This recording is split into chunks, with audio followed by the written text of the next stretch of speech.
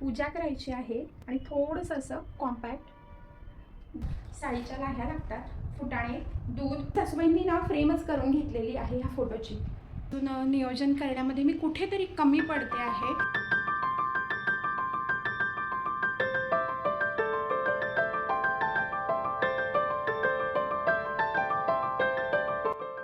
नमस्कार आणि मी नेहा तुम्हा सर्वांचं आपल्या आरू नेहाज होम वाईब या चॅनलवर मनापासून स्वागत करते.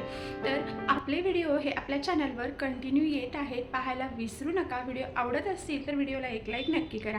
मी सकाळच्या टायमिंगमध्ये माझं देवपूजा रुटीन आणि थोडंसं स्वयंपाकाचं रुटीन हे तुम्हाला शेअर करत जाणार आहे. आणि त्यानंतर दिवसभरामध्ये ज्या ज्या काही गोष्टी घडत असतील त्यासुद्धा मी एका संध्याकाळच्या व्हिडिओमध्ये शेअर करण्याचा नक्की प्रयत्न करेन. तर जे जे आपले व्ह्यूअर्स नवीन असतील त्यांनी सबस्क्राईब करायला विसरू नका. तर अशी रोज जी आपल्या सामान्य गृहिणींची घरामध्ये रोजची सुरुवात असते तशा पद्धतीने माझी ही सुरुवात होते आहे.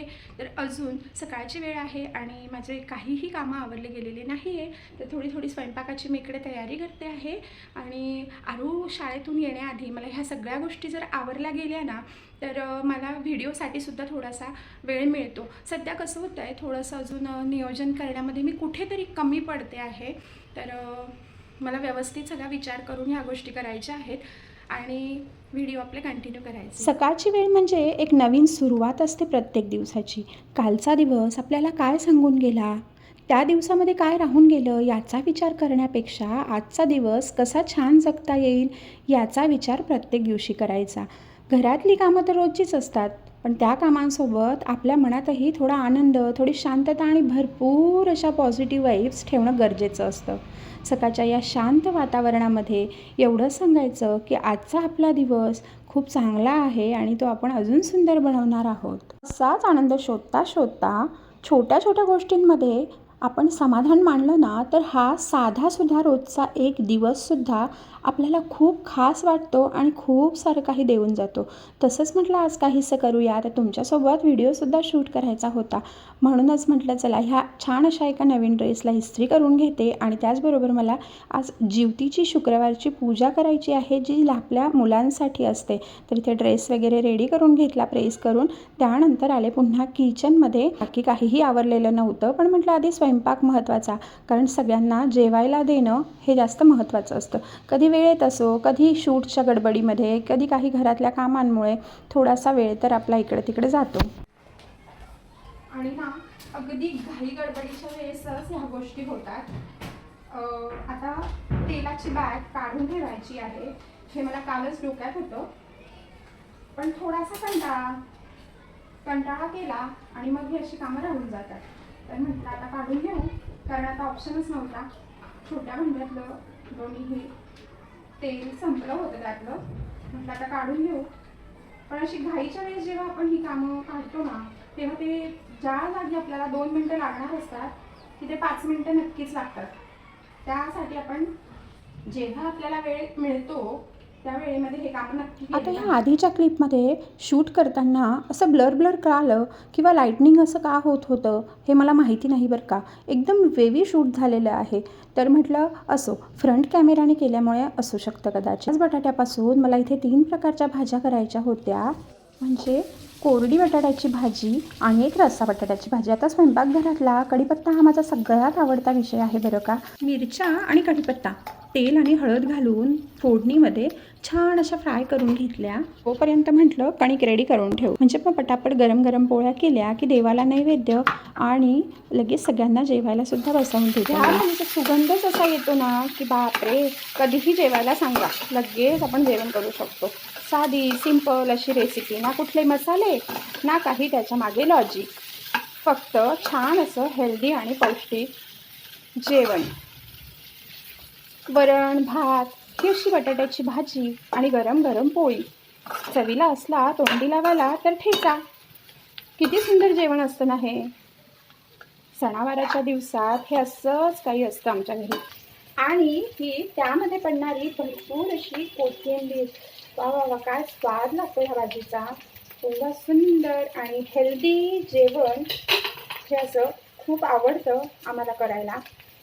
त्यामुळे आज ही भाजी अशा पद्धतीने बनलेली आहे. आणि या गरम गरम जेवणासोबत हा सुंदर असा पाऊस, छान असा निसर्ग, पाऊस यायला लागलाय हो. पूजा करायची आहे ज्योतीची, तर थोडंसं फक्त थोडा टचअप मेकअप करते आणि मॉइश्चरायझर लावून घेते. जास्त असं काहीही मी मेकअप प्रोडक्ट वापरत नाही, म्हणजे जसं की व्हिडिओसाठी असो किंवा काहीही असो, पण मी जास्त मेकअप प्रोडक्ट मी कधीच वापरत नाही. जे आहे ते रिअल. आणि खरंच केस खूप जास्त गळत आहेत. खरंच काही छान असं सोल्युशन असेल ना, नक्की सांगा मला. मॉइश्चरायझर ना छान असं स्किनमध्ये मुरेपर्यंत डीपली मसाज करायचा. आणि हे खरंच खूप छान मॉइश्चरायझर आहे सेटाफिलचं. हे आरूसाठी मागवलं आहे सेटाफिलचं हे मॉइश्चरायझर. मी तिला लावते, त्याच वेळेस तिला लावणं होत नाही, पण मी यूज करते, डेली यूज करते आहे.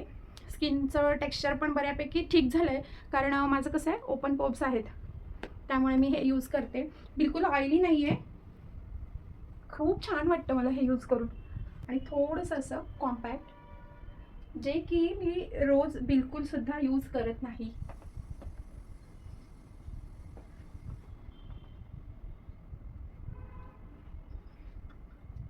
सिंपल असं तयार झाले. ते पण नसतं झाले, पण थोडीशी पूजा वगैरे करायची आहे. आणि ती पूजा म्हणजे जो असं छान थोडीशी की होईना पूजा असो घरामध्ये, आपण काहीतरी सणावारांना छान असं काहीतरी मांडत असू, तर कसं असतं ना आपलं बायकांचं, की छान तयार झालं पाहिजे, हातामध्ये बांगड्या पाहिजे. साडी वगैरे नेसत बसायला एवढा मला वेळ मिळाला नाही, कारण की डेली मी 2 व्हिडिओ टाकण्याचा प्रयत्न करते आहे चॅनलवर, त्यामुळे खूप लोड येतो आहे.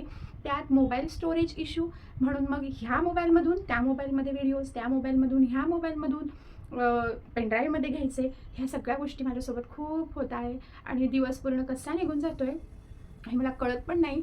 चला थोडीशी छोटी पूजा करून घेते आणि तुम्हाला शेअर करते.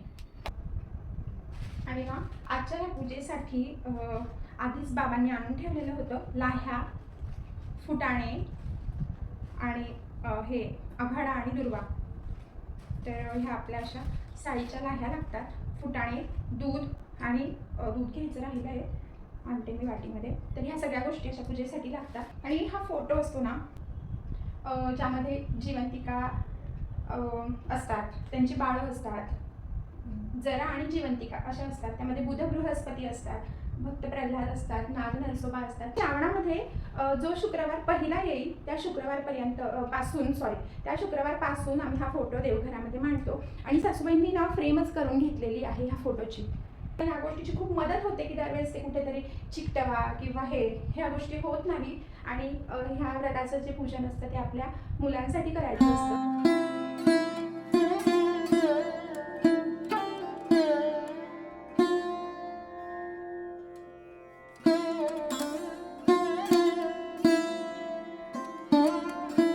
तर बघा, ही अशी असते माझी सकाळपासूनची संध्याकाळपर्यंतची रुटीन आणि ही शूट करण्याची पद्धत. तर आता आपण व्लॉग शूट करायचं म्हटलं की त्यासाठी थोडं वेगळं मॅनेजमेंट करावं लागतं. कधी कॅमेरा कुठे ठेवायचा, कधी शूट कसा घ्यायचा, घर आवरलेलं दिसतंय ना, हे सगळं मनात कुठेतरी सुरू असतं बरं का.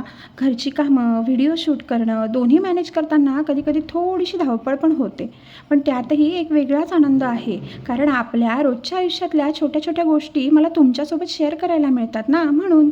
आणि खरं सांगायचं तर परफेक्ट असं काहीच नसतं हो. एखादा शूट कधी कधी छान मिळतो, तर कधी कधी पुन्हा पुन्हा घ्यावा लागतो, कॅमेरा सेट करावा लागतो, तर कधी अचानक घरातलं एखादं काम मध्येच येतं. पण हेच तर खरं सौंदर्य असतं ना आपल्या खऱ्या आयुष्याचं, आपल्या घराचं. काम करत करत थोडा वेळ स्वतःसाठी काढत, आपलंसुद्धा काहीतरी स्वप्न आहे आणि हे पूर्ण करायचं आहे, यासाठी ही सगळी धडपड असते बरं का. तुमच्यासोबत हा छोटा ब्लॉग शेअर करताना मला खूप असा आनंद मिळत असतो. तर बघा, कसे वाटतात तुम्हाला आपल्या चॅनलवरचे व्हिडिओ, मला कमेंटमध्ये नक्की सांगा. आणि तुम्हीसुद्धा प्रत्येक दिवस हा असं काहीतरी ध्येय पूर्ण करण्यासाठी धडपड करत आहात का? व्हिडिओ आवडला असेल तर व्हिडिओला लाईक करा, चॅनलला सबस्क्राईब करा. पुन्हा भेटूया आणखी एका व्हिडिओसोबत. बाय.